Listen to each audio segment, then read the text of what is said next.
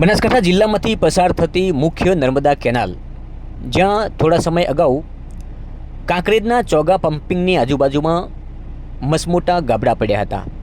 આમ તો છાસવારે માઇનર કેનાલોમાં ગાબડા પડતા હોય છે, પરંતુ આ મુખ્ય કેનાલ હતી અને ત્યાં એક ગોળાઈ આવેલી છે. ગોળાઈની આગળ પાણી માટે ગેટ મૂકેલા છે.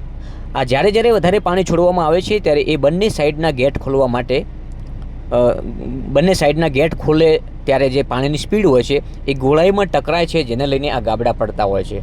આજે એ પણ સ્પષ્ટ કરી અધિકારી સાથે વાતચીત કરીને કે અહીં હવે આજુબાજુના ગેટ ખોલવાને બદલે વચ્ચેના ગેટ ખોલવામાં આવે.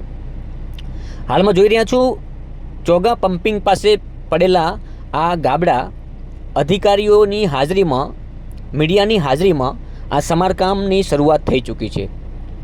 થોડા સમય અગાઉ ત્યાં બનાસતક ન્યૂઝ નેટવર્ક પહોંચ્યું હતું. ગ્રાઉન્ડ ઉપર આ ગાબડા જોયા અને અધિકારીઓ સાથે ટેલિફોનિક વાતચીત પણ કરી, કારણ કે અહીં મોટા ગાબડા પડ્યા હોવાથી આજુબાજુમાં ખેડૂતોના જીવ તાળવે ચોંટ્યા હતા.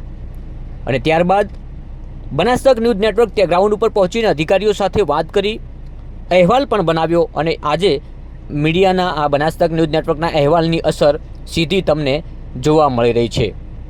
અહીંયા કામગીરીની શરૂઆત પણ ચાલુ કરી દેવામાં આવી છે. ગાબડા પૂરવાની શરૂઆત હાલમાં તમે જોઈ રહ્યા છો દ્રશ્યોમાં.